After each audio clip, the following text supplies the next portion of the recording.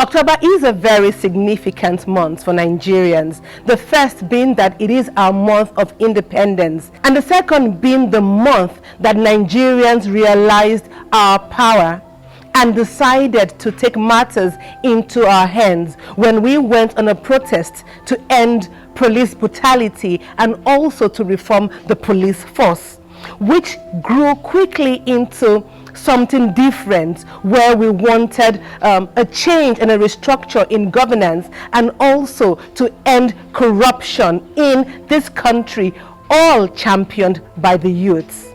So the big men thought that they could crush the youths as ants, forgetting that the ants also have lessons that we could learn from. And the wisest man, King Solomon, he says, go to the ants and learn from them. So today I'm going to give you lessons, great leadership lessons, which we can all learn from the ants. So please sit back. Lesson number 1, ants are well organized. So if you go to an ant colony, we have the female worker, we have the male worker, and we have the queen. They all have their job descriptions. They have what they are supposed to do, and they work as a team.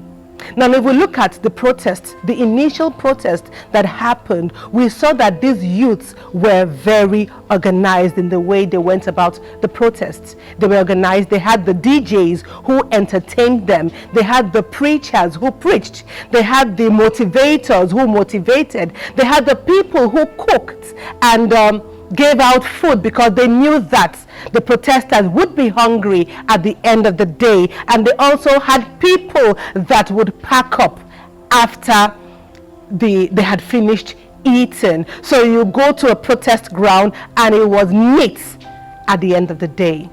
Lesson number 2, unselfish unity. Imagine you spilling sugary drinks on the floor, or spilling sugar or something on the floor. The ants who were there, they have a way of, calling their fellow brothers and sisters to come and partake of the largesse. They are very unselfish in the way they do things. And the same could be said about the youths. They were very unselfish, and we saw this clearly after the hoodlums had gone to vandalize people's property. We see different youths of influence in their own spheres calling for contributions from well-meaning Nigerians, and they decided to build up this same economy, this same environment that had been vandalized, and we saw great accountability at the end of the day. Can we say the same things for our leaders? Have they shown unselfish unity? Have they shown great accountability? This is something that we should have behind our heads when we are voting for the next leaders in Nigeria. Lesson number 3, the spirit of sharing. So you see ants living in a colony together. They share everything that they have with each other. They are not greedy. Can this same thing be said of our leaders today? We saw so much greed. Being greedy is like a normal thing for our leaders. Can you imagine how the COVID-19 palliative were withheld in warehouses for whom to consume? Can you imagine that sort of wickedness? So Nigerians, when you are voting for a leader, vote for someone who has a history of sharing.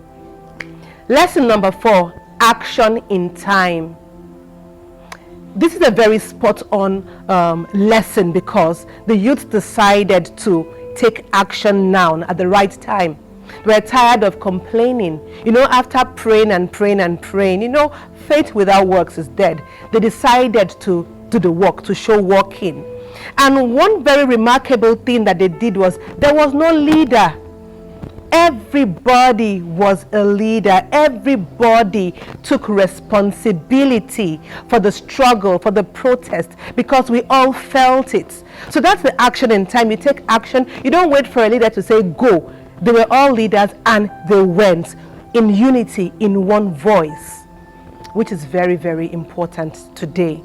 Lesson number 5. Ants are very great planners. You see, they plan for the winter.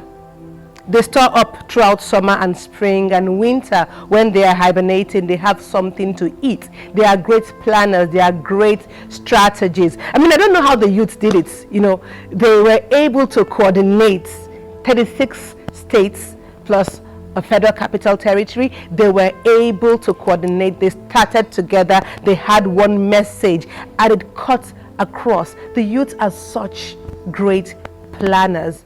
Everybody should learn from this. Learn how to plan, learn how to strategize, learn how to go back and regroup, and of course, strike out. Lesson number 6, skills. Skills. You know, Nigerian youth, I applaud you because each and every one of us, each and every one of you is creative. And despite the fact that there are no jobs, they say we are lazy youths, you know, you have shown so much exemplary leadership and you have taken it to the next level. Your skills is something which is, I don't have the words to say, but you guys are awesome. Youths have made something out of nothing. You have created industries from absolutely nothing, you know, and you are not lazy at all. You are not lazy. Nigeria as a whole has failed you, but you have decided to come back and prove to Nigeria that you are a force to be reckoned with, and I celebrate each and every one of you today. So the lessons for today is not for us to underestimate people whom we think are little or weak or helpless. This lesson is for us to be able to lead in enlightenment and unity. My heartfelt condolences to the families and friends of the people, the leaders that we lost during the peaceful protest, and especially those whom we lost on the Black Tuesday. And I pray that the Lord consoles each and every one of you. And I pray and I pray and I make a promise that our protest, our voices, and the blood that was shed would not be in vain. Nigeria would be the country that each and every one of us would be proud to have as a nation. God bless you. Have a lovely day.